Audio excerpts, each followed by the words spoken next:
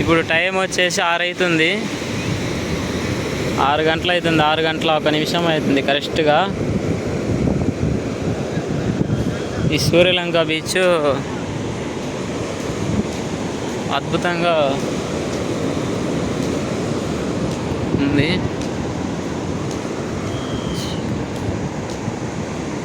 Suryalanka beach ఒడ్డున నడుచుకుంటూ వెళ్తున్నాం. అంటే ఈ అలల శబ్దాన్ని వింటూ, ఆ కాషాయ జెండలను చూస్తూ, ఈ వచ్చే అలల శబ్దాలు ఒక వరదలా, ఒక ముక్కులా అంటే అనిపిస్తున్నవి ఈ ఉప్పటి సముద్రంలో.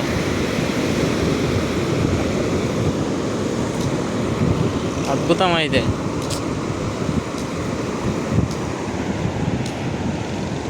ఇప్పుడు మీకు కనిపిస్తున్నాయి కదా, అక్కడ కట్టెకు జెండాలు ఊగుతున్నాయి కదా. ఆ ఊగే జెండాలు వచ్చేసి కాషాయ జెండాలు.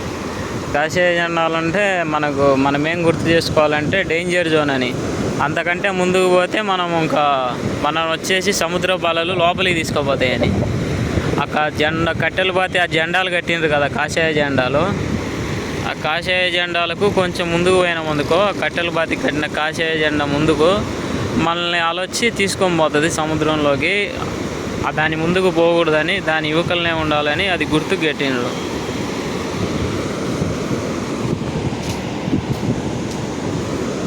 కొంచెం దూరం పోదాం మనం ఇప్పుడు.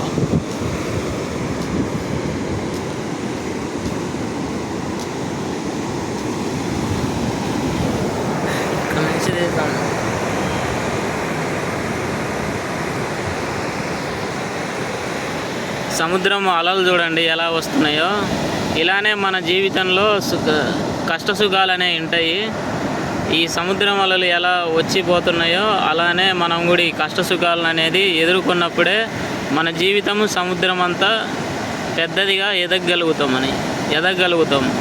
మనం ఒక కష్టం వచ్చినప్పుడు దుఃఖపడకుండా, సుఖం వచ్చినప్పుడు ఆనందపడకుండా, రెండిటను సమానంగా తీసుకున్నప్పుడే మన శ్రీకృష్ణ భగవానుడు భగవద్గీతలో చెప్పినట్టు అప్పుడే మన జీవితం అనేది సాఫల్యత ఉంటుంది. మీరు చూస్తున్నది ఇప్పుడు నేను చెప్పిన ఉదాహరణ మన బాపట్లలో ఉండే ఒక 10 కిలోమీటర్ల దూరంలో ఉండే సూర్యలంక బీచ్ నుంచి మీకు ఈ యొక్క శ్రీకృష్ణుని యొక్క సన్నివేశం మీకు చెప్పిన. అర్థమైంది కదా మీకు చెప్పిన కష్ట సుఖాల గురించి. సముద్రం అలలు, కష్ట సుఖాలు, ఈ రెండిటను మనము గమనించి ఒకేలాగా తీసుకున్నప్పుడు, ఒక ఉదాహరణగా తీసుకున్నప్పుడు మన జీవితం అనేది ఒక సాఫల్యత ఉంటుందని అర్థం.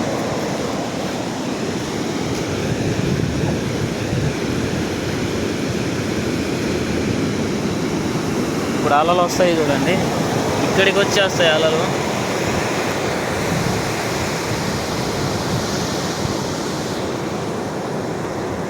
ఇప్పుడు మన కాళ్ళ దగ్గరికి వస్తుంది, అలా వచ్చేసింది. మళ్ళీ నీళ్ళు వెనక్కిపోతాయి, అది వెనక్కి తీసుకొని పోతున్నాయి.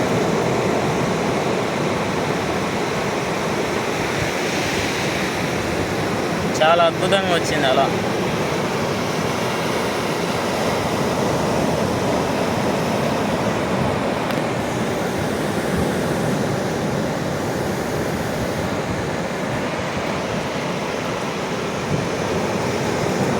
ఇప్పుడు మన కాళ్ళ దాకా వస్తాయి నీళ్ళు, చేసినాయి.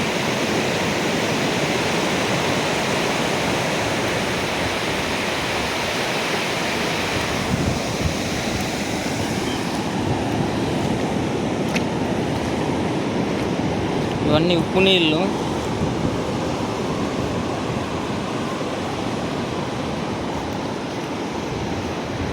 మనకు సముద్రం అంటేనే మనకు 2 గుర్తుకు వస్తాయి, ఉప్పు నీళ్ళు.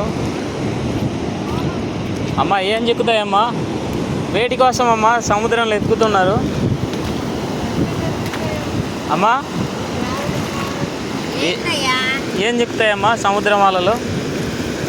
ఇప్పుడు ఈ అలలు ఒడ్డుకొచ్చి పోతున్నాయి కదా సముద్రంలోకి, ఏం చిక్కుతాయని ఎత్తుకుతున్నారు?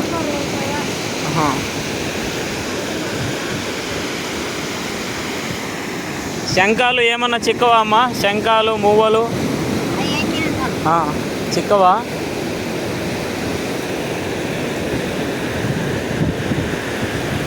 నేను ఇప్పుడు అడిగిన సముద్రంలో ఏం చిక్కుతాయంటే అని అడిగితే శంఖాలు మువ్వలు ఏమైనా చిక్కుతాయమ్మా అంటే చిక్కవన్నది. కానీ వాళ్ళు ఎందుకు ఎతుకుతుండ్రు అంటే సముద్రంలో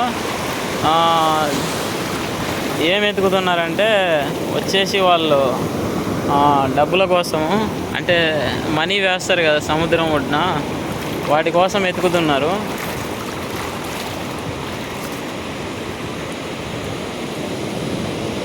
బాగా వేగంగా వీస్తున్నది సముద్రం అలలు. అది ఈ సముద్రం అలలు మనకు ఒక ఆదర్శం. ఇప్పుడు మళ్ళీ తీస్తున్నా, ఈ నుంచి తీసుకుంటూ వెళ్ళిపోతాం ఇంక ముందుకు.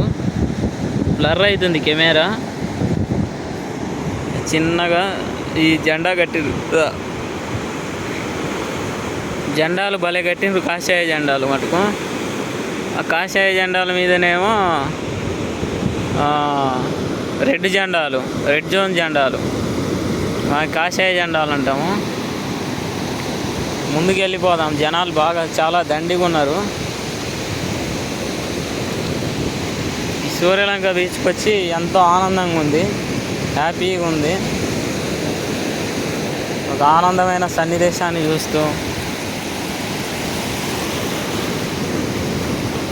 గాలి వానలో వాన నీటిలో పడవ ప్రయాణం, తీరమెక్కడో గమ్యమేమిటో తెలియదు పాపం, అయినా తెలియదు పాపం.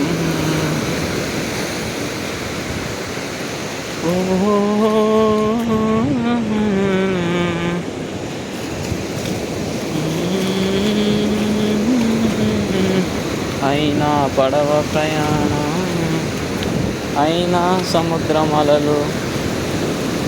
చాలా ఒక అందమైన దృశ్యాన్ని మనల్ని ఆకర్షిస్తున్నాయి సూర్యలంక బీచ్లో. నాకైతే చాలా ఆనందంగా ఉంది ఈరోజు సూర్యలంక బీచ్కి వచ్చినందుకు. నీళ్ళు చూడండి ఎంత వేగంగా వీస్తున్నాయో.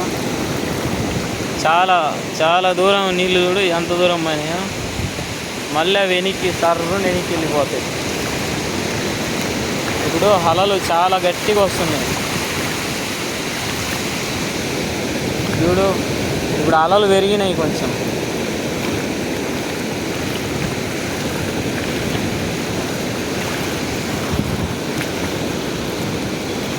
అయితే ఈ యొక్క అలలను చూస్తుంటే మన జీవితానికి ఇది ఒక,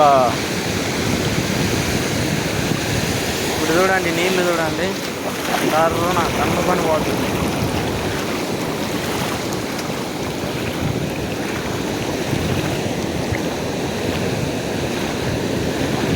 ఇది రాత్రిపూట కాబట్టి ఇప్పుడు పగులేమో నీళ్ళు ఆ ఎర్ర జెండాలకు ఒక 40 అడుగులు 30 అడుగుల దూరంలో ఉంటాయి. ఇంకా తర్వాత రాత్రి అయిన తర్వాత నీళ్ళు ఎక్కడ అంటే అక్కడ రాయి కనిపిస్తున్నది కదా, ముందు రాయి కనిపిస్తున్నది కదా, అక్కడికి వచ్చేస్తాయి నీళ్ళు. ఇంకా ముందుకే వచ్చేస్తాయి. అంటే భూమి తిరుగుతుంటుంది కదా, వంగి ఏటవాలుగా ఒక్కొక్క విధంగా తిరుగుతుంటుంది కదా. అందుకే మన సముద్రం యొక్క అలలు రాత్రి ముందుకు సముద్రం ఒడ్డుకు రావడం, కొంచెం ముందుకు, పగలైతే కొంచెం లోపలికి పోవడము జరుగుతుంటుంది. ఇవన్నీ విశాఖపట్నం సముద్రంలో, మన సూర్యలంక బాపట్ల బీచ్లో, తర్వాత వచ్చేసి మన కేరళ పుదుచ్చేరి బీచ్లో అంతలక్క మనకు ఈ యొక్క సన్నివేశాలు కనిపిస్తుంటాయి. మనం చూస్తుండొచ్చు.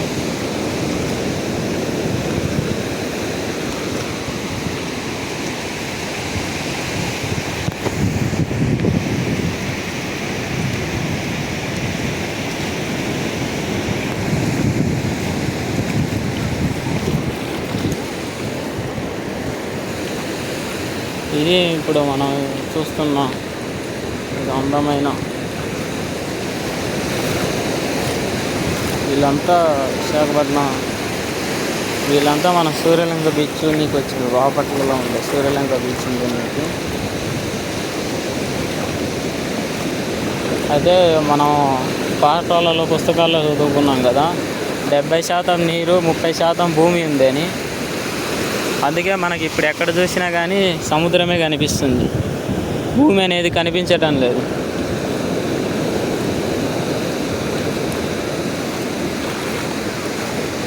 నీళ్ళైతే ఇంకా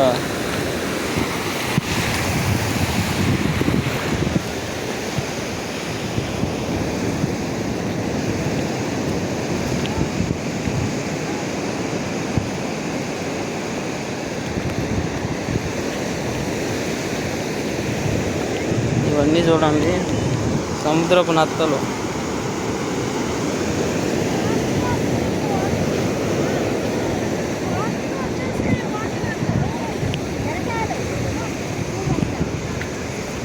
వీళ్ళంతా చూడనీకి వచ్చిండ్రు. వీళ్ళంతా సూర్యలంక బీచ్ చూడనీకి వచ్చిన వాళ్ళే, ఇక కాలాలను చూడనీకి. ఒంటెలు కూడా ఉన్నాయి చూడండి.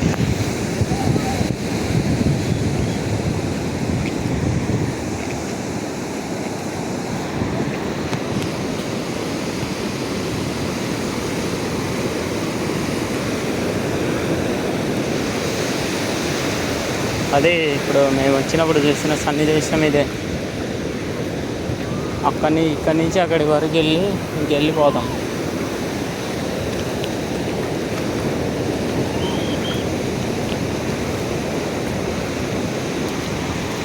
ఇది ఇప్పటి వరకు మీరు చూసిన సూర్యలంక బీచ్ యొక్క ఒక అందచందాలు, అలరించే అందచందాలు. ఇవే మొవ్వలు. మీకు చూపించిన కదా, ఈ వైట్గా ఉండేది, వీటితోనే ఆడుకుంటున్నారు.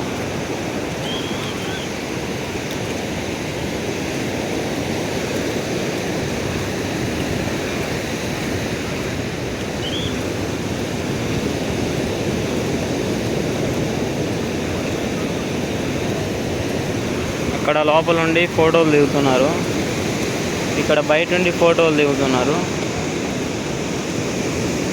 ఈ అందమైన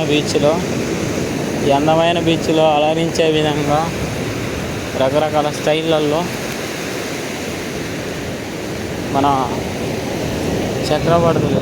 చూడండి, అలా చూడండి, చాలా పెద్దగా వచ్చింది.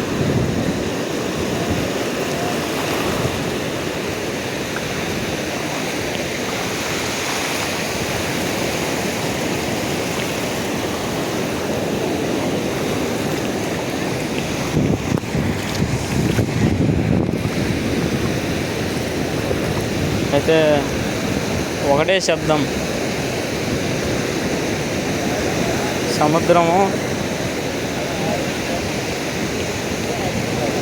సముద్రాన్ని చూసి మనం ఏం నేర్చుకోవచ్చు అంటే, మన జీవితమే ఒక సముద్రం లాంటిది అనుకోవచ్చు.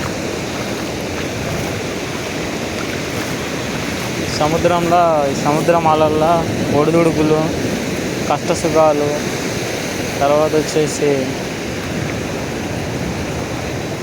కుటుంబ విషయాలు అన్నీ ఇలానే ఉంటాయి.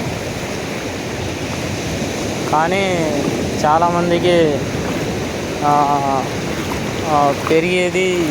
ఇరగడానికి అంటారు కదా, అంటే వాడు అతిగా విరగడం వల్ల తొందరగా పోతాడని. దానికి ఉదాహరణ ఇదే.